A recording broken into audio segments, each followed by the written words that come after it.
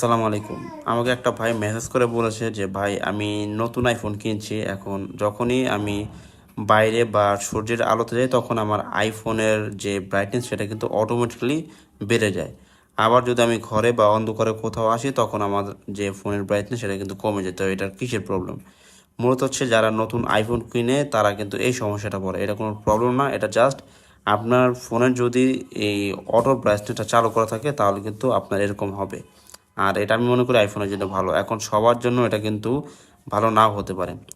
তো যারা এটা বন্ধ করতে চান, এটা বন্ধ করার জন্য এখান থেকে আপনারা এই যে ডিসপ্লে অ্যান্ড ব্রাইটনেস এখানে ক্লিক করবেন। তো এখানে একটা অপশন দেখতে পাচ্ছেন যে অটোমেটিক। আপনাদের এই অপশনটা যদি চালু করা থাকে তাহলে আপনারা যখনই আলোর নিচে যাবেন বা সূর্যের আলোতে যাবেন তখন আপনাদের ফোনের যে ব্রাইটনেসটা সেটা কিন্তু অটোমেটিক বেড়ে যাবে।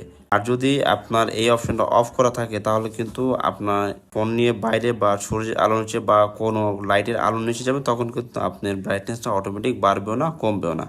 আপনি যতটুকু রাখবেন ততটুকু থাকবে।